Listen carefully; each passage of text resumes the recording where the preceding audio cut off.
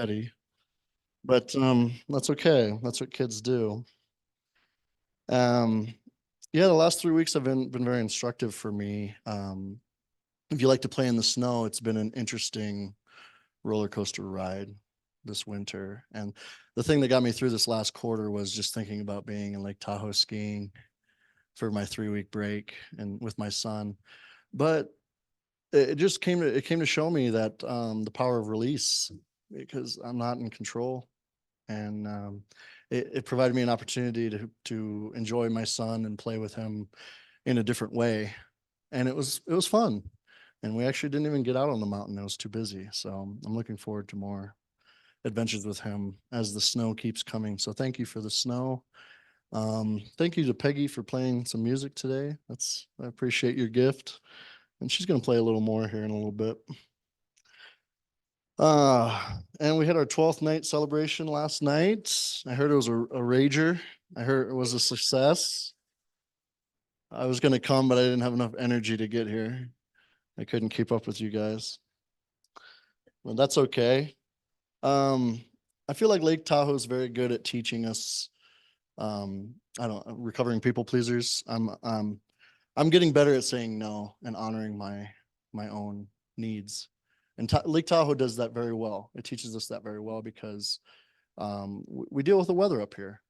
And so mornings like this morning where you guys were able to get out and shovel yourselves out and be here, it really means a lot. And I think we can move into that space of gratitude for people when they do show up for us, especially in Lake Tahoe, because everybody's got, it's a playground. There's a million things to do. And when someone chooses to spend and give their energy to you, that's a very sacred thing. So thank you for being here. And on that note, we're talking about the power of release today. And I thought about this. I thought about New Year's. How did your New Year's go? Your New Year's Eve. You're like, I was in bed at 9, John. How are you? I know. I know. So it's an interesting kind of showcase, I think, for us. Some people celebrate, some people take a trip, some people go out for the night, some people stay in for the night. Some people just cook themselves a nice dinner and are at home in solace and in the quiet. We all show up very differently to these kind of events, and it's not just New Year's Eve. It's birthday parties, it's memorials, it's all the federal holidays, it's all these opportunities to celebrate are sprinkled throughout our year. And how do we show up for those? And what does that tell us about ourselves? It's an interesting thing to look at.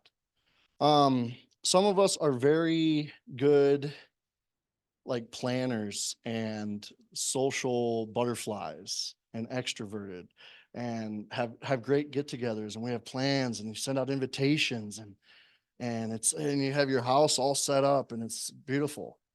And you're that kind of person, or you set up those kind of events with friends, these very organized, extroverted experiences, social experiences, and those are beautiful. Maybe you are more indifferent to it. I know I find myself in this category more and more where, certain holidays throughout the year, they don't really speak to my heart in the way that maybe we've seen on TV and movies and things like that.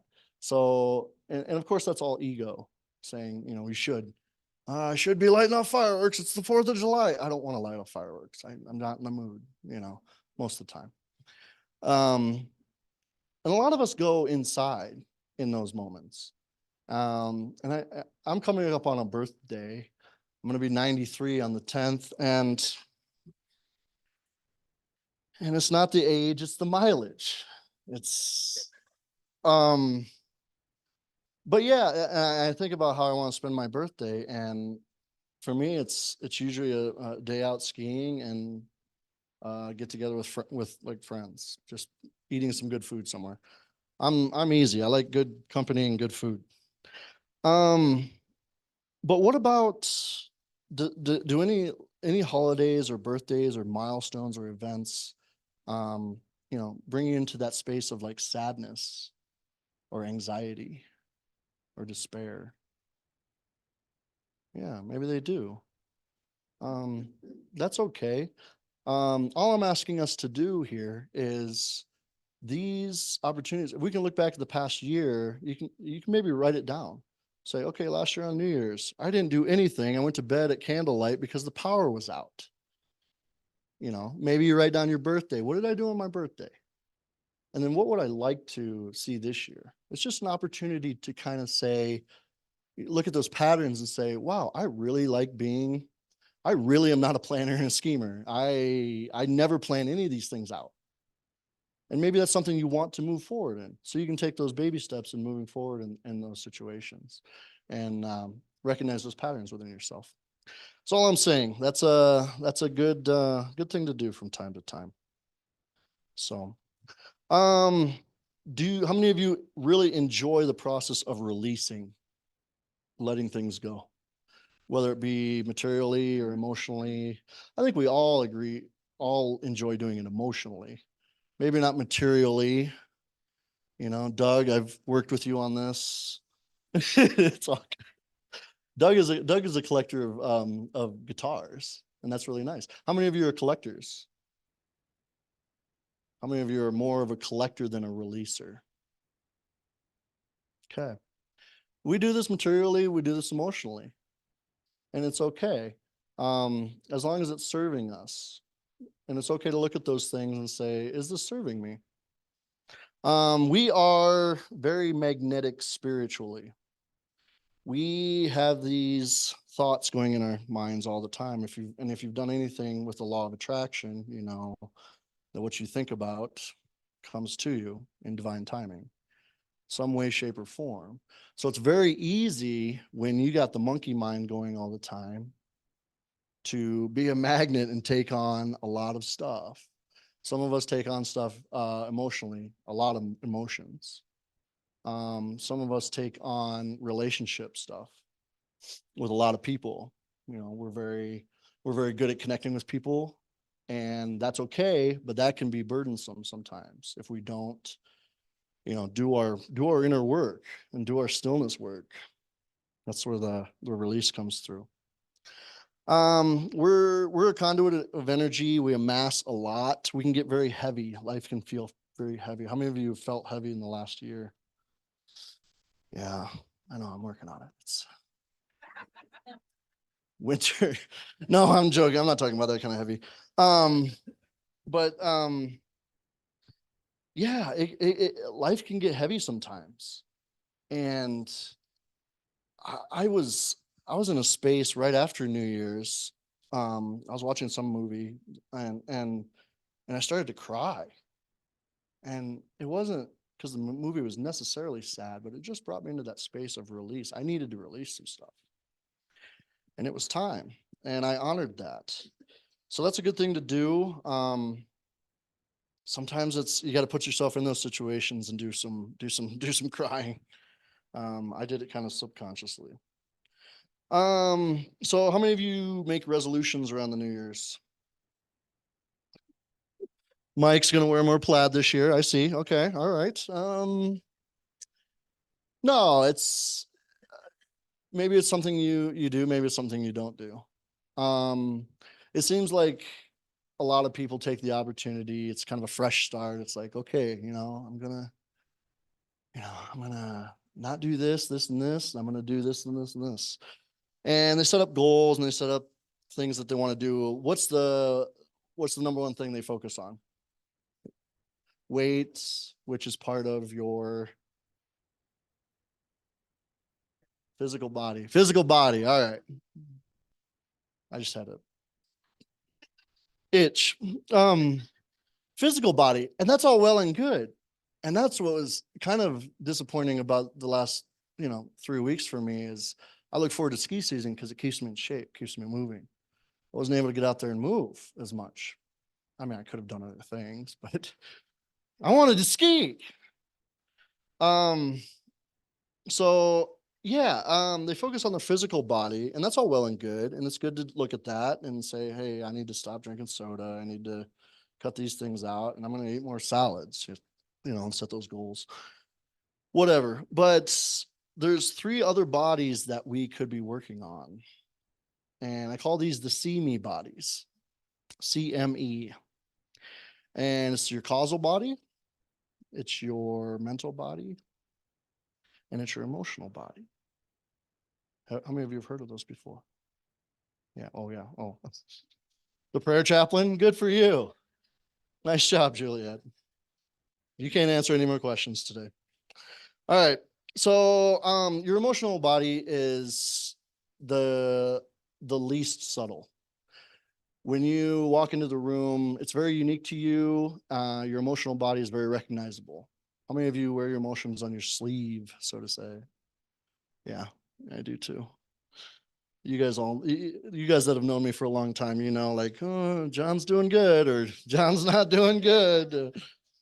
It's an interesting thing, but your emotional body is that's where like a living history of your likes, your dislikes, your fears, your hopes, um, your desires, and it's very recognizable, and it's very in everybody's face. Everybody can see you. This is like when I see you, like I see that you're feeling this. Your mental body is a little deeper, little subtler than the emotional body. This is our collection of knowledge. This is hard to when people are like, this is kind of like hard to read. Like people are hard to read. Like every one of you that walked in today, I have no idea how much you know, like how much you've taken in knowledge wise. How many of you have like traveled and collected world knowledge? And, I don't know who has a PhD in here. It's, it's not as easily discernible, but it's your mental body, your thinker, your collection of knowledge.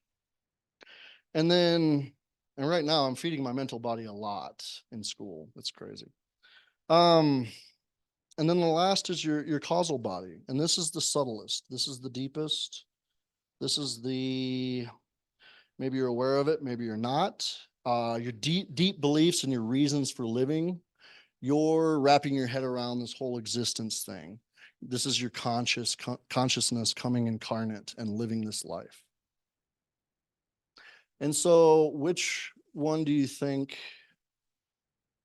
That's not a very good question. Your mental body and your emotional body stem from your causal body. Your belief system is so important. This is why our belief system is so important. This is why, that's pretty much the number one thing on the planet that people probably, that's the thing that like I want to have some kind of belief system. That's the thing that's most near and dear to their heart, because it's kind of the lens through which we see the world and how we take things in and how we feel about the world, how we calibrate ourselves with the world based on what our reasoning is for our existence, how we wrap our mind around the whole thing. The thing that really shifted it for me when I got into Unity was I started thinking about the whole universe as an organism.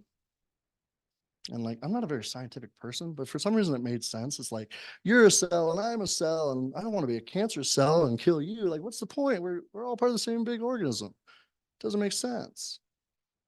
So that worked for me. And whatever your belief system is, I mean, we're all Unity people.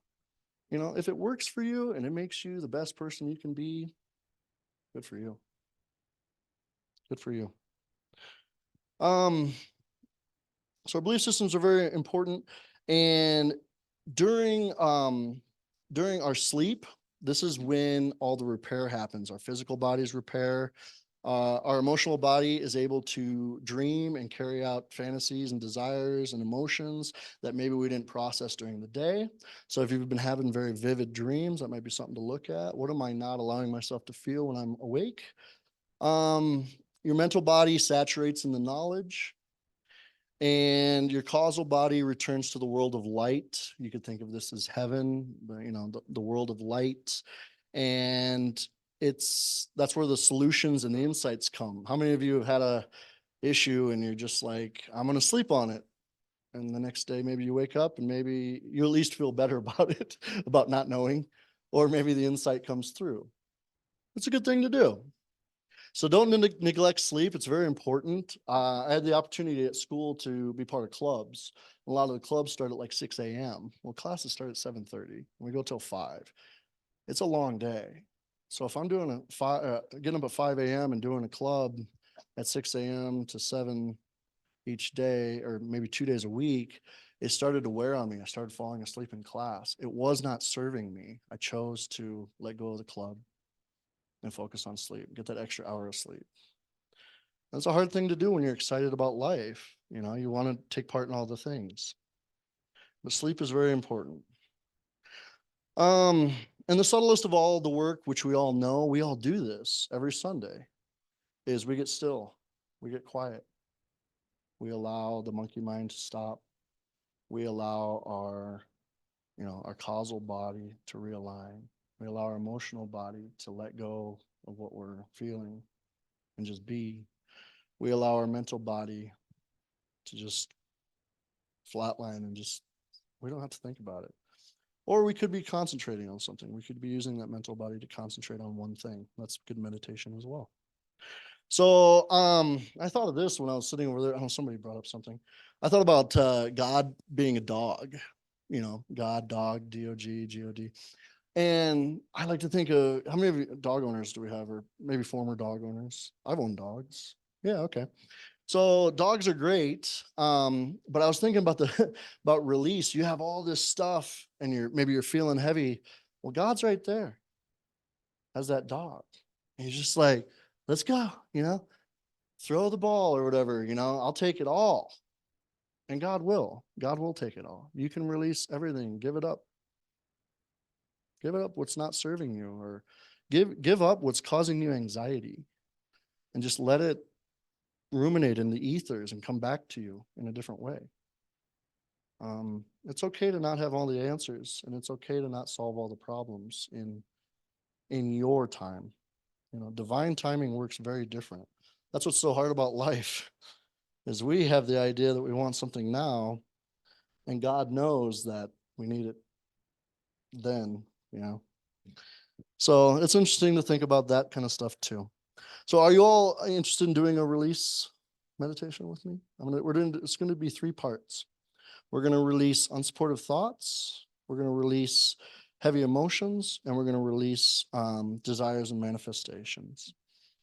And you can release, I'm just going to say this is an open forum. You can release whatever you want.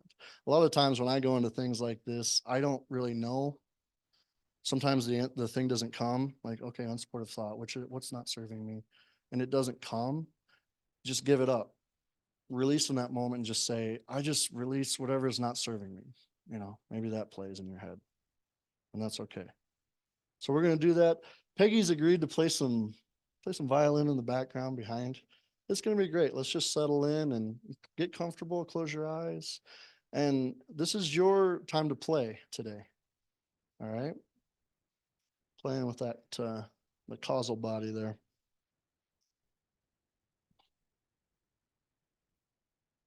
So we're getting quiet. Get still, follow your breath.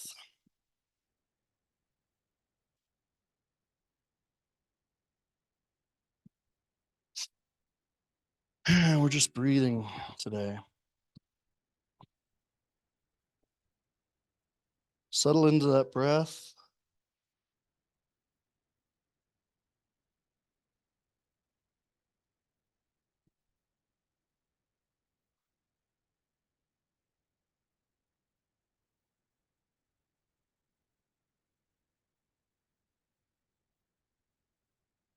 Feel free to speak out loud if you feel comfortable.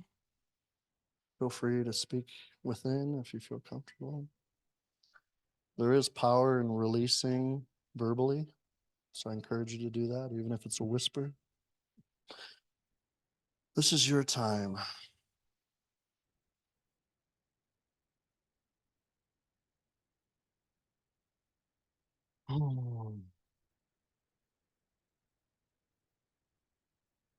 We're not using a lens of judgment. We're not using ego mind here. We're just allowing whatever comes forth and letting it go with our breath.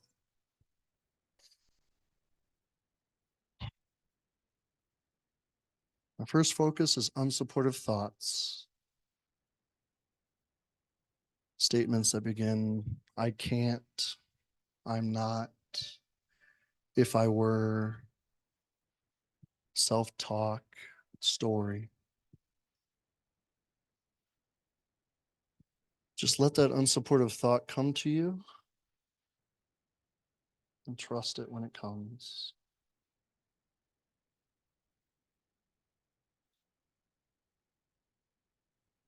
We're going to breathe it into our awareness.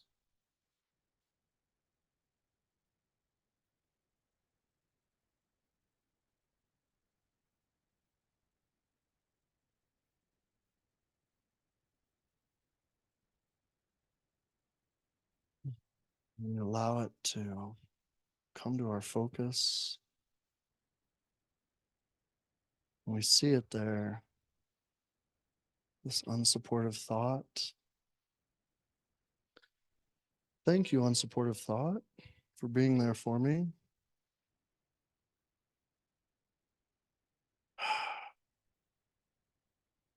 We say this to ourselves. I am safe now. I choose a new story. I choose a fresh phrase.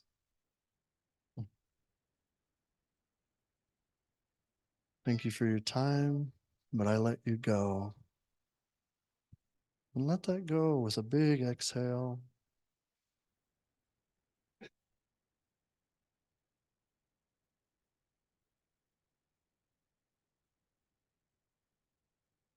And we feel good about that. Feels good. And we're already in the space of attracting that new phrase, that new story,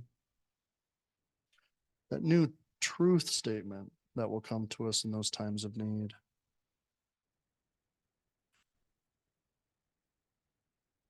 Always staying in gratitude. Ooh. Next, we're going to pull in a heavy emotion and be aware not to go into the story, not to go into the situation. Just allow with your breath that heavy emotion that's in your world right now.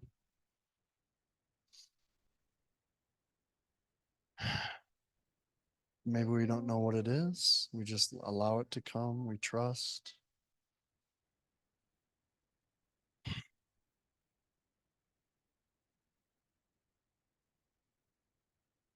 Heavy emotion comes to our focus. And we call in our angels, our guides. We say, angels, guides, ancestors, please come to me as I release these emotions. I need your help right now.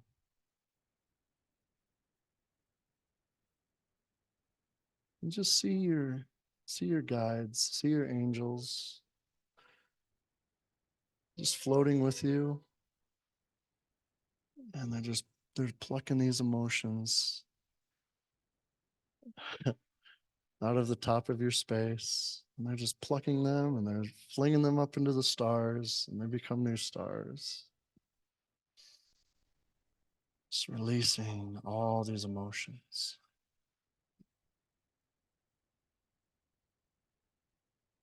And we feel lighter. Thank you, guides.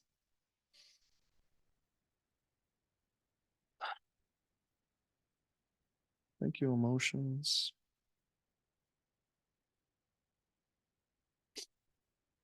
And the last of our focus today, we're going to open ourselves to the limitless abundance of the universe with our desires and manifestations. We trust in the law of attraction. We trust in divine timing. So with your breath, just bring forth and trust whatever desire comes, whatever you've been craving to have in your life, bring that forth. Just allow it to settle into your mind. Stay with your breath.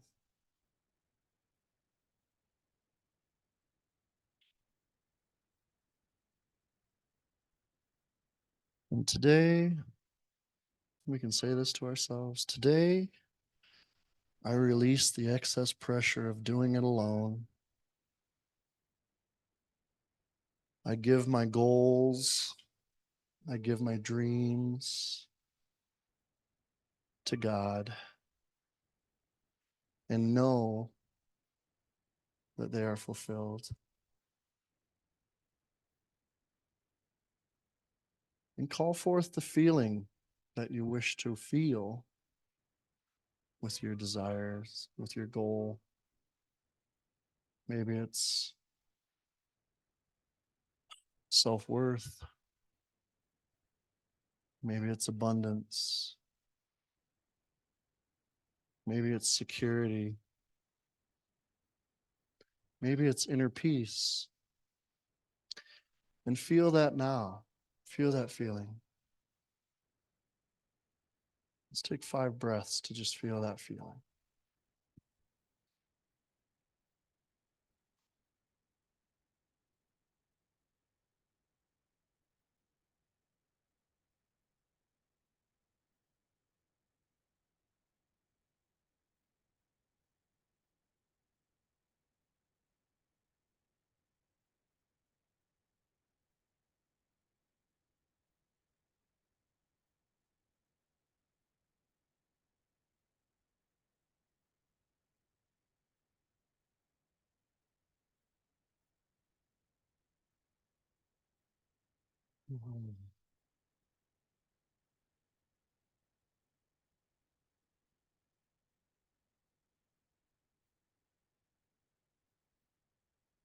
Thank you, thank you, thank you, Spirit.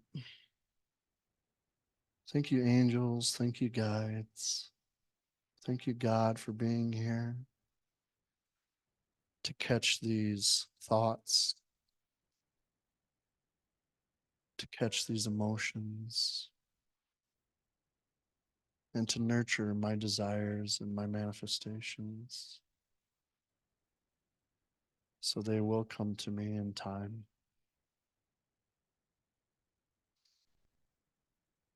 Now we're going to do 3 big breaths and just let all these go. Oh, feel free to make a little noise with your breath and exhale. Oh.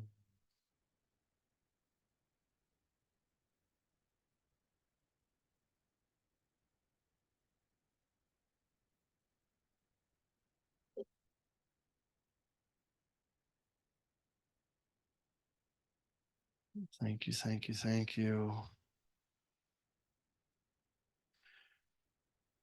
Give yourself a big hug, knowing that you've done the work today, that the powers that of the universe are working in your favor.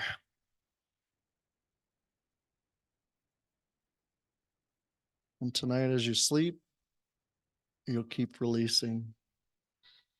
And I hope you wake up tomorrow fresh and full of life and feeling a little lighter, feeling a lot lighter.